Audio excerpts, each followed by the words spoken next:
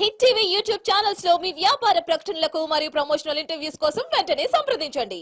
బీజేపీని చూస్ చేసుకోవడానికి అంటే తెలంగాణలో ఉన్నాం కాబట్టి తెలంగాణలో ఉన్న పార్టీస్ నే సపోర్ట్ చేయాలి. కాంగ్రెస్ పార్టీ తెలంగాణ పార్టీ మాత్రమే కాదు, అది కూడా మీరు అంటున్నారు కదా, నేను కాంగ్రెస్ కూడా మెన్షన్ చేసిన, అయ్యుండి నేను కాంగ్రెస్ కూడా మెన్షన్ చేసిన, సెంట్రల్ లో ఉన్న బీజేపీ అని స్టార్ట్ చేశారు. కాంగ్రెస్ కూడా మెన్షన్ చేసిన. మీకు ఇక్కడ కనిపించలేదా బీజేపీ అని స్టార్ట్ చేశారు.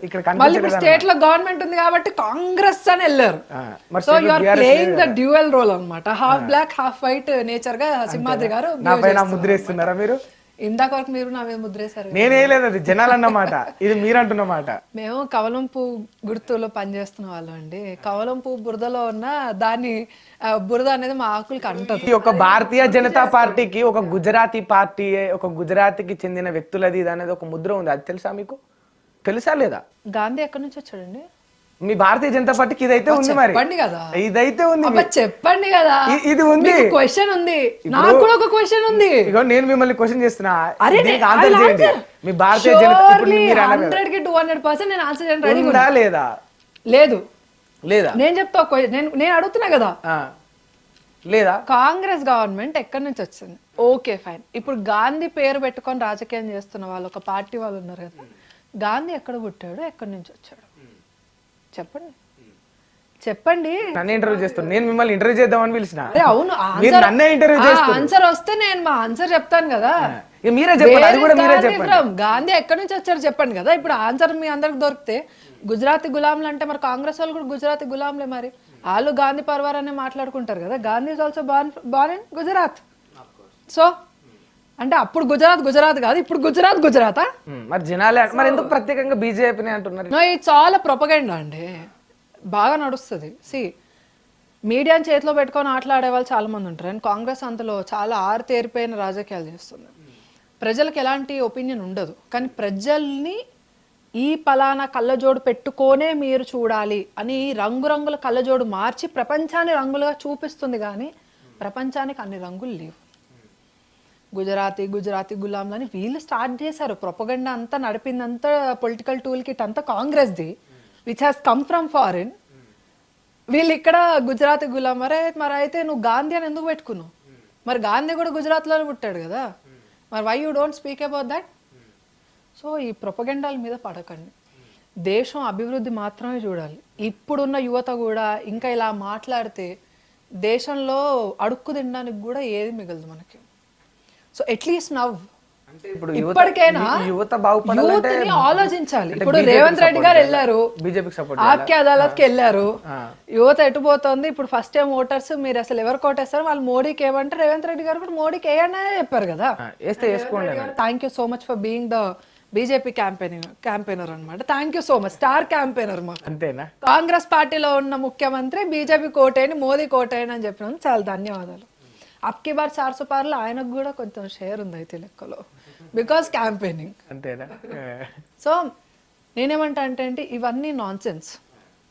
మనము ఎవరో చేసిన ఫాల్స్ ప్రొపగెండాలో పడి దాన్ని మైండ్లోకి తీసుకొని యాక్ట్ చేయడం కన్నా ఒకసారి మీరు ఆలోచించండి.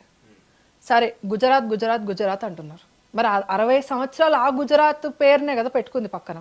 ఇప్పటికి రాహుల్ గాంధీ, సోనియా గాంధీ, ఇందిరా గాంధీ, రాజీవ్ గాంధీ అందరు తగిలించుకున్నారుగా గాంధీ పేరు. మరి గాంధీ గుజరాత్ నుంచి వచ్చాడుగా, మరి మీరు కూడా గుజరాత్ గులాంలేనా? You should have an answer.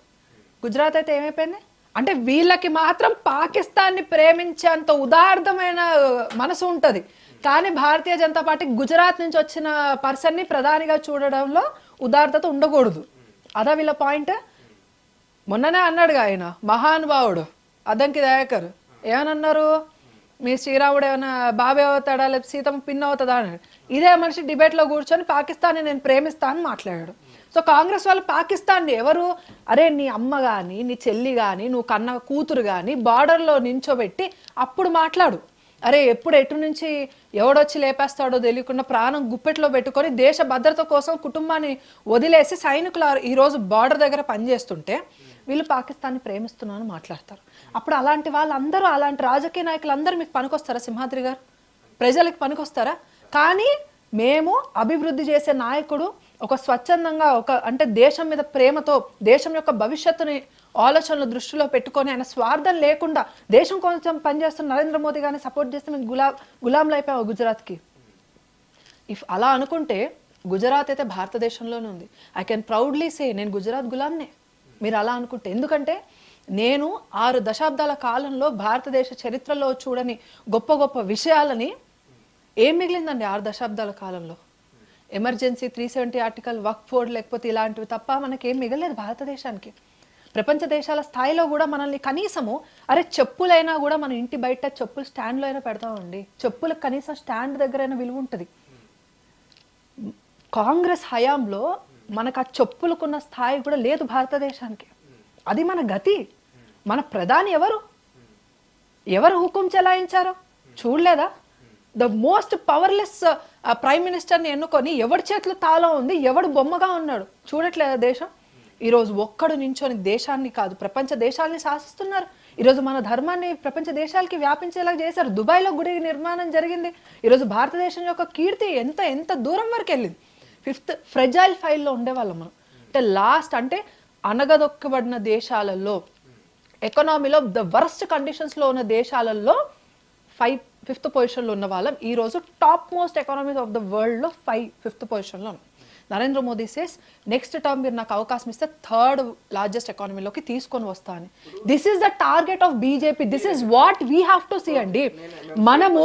మనము దేశాన్ని చూసే విధానం ఇలా ఉండాలి. కానీ వాళ్ళు గెలవడానికి ప్రతి పొలిటికల్ పార్టీ ఒక ఎజెండాని సెట్ చేసుకునే వస్తుంది.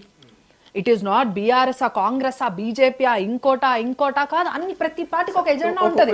కానీ బీజేపీ ఎజెండా ఏంటి? బీజేపీ ఎజెండా ఏంటి చెప్పండి. నేను అడుగుతా చెప్పండి. ఫ్యూచర్ ఆఫ్ భారత్ మీరు అంటున్నారు కదా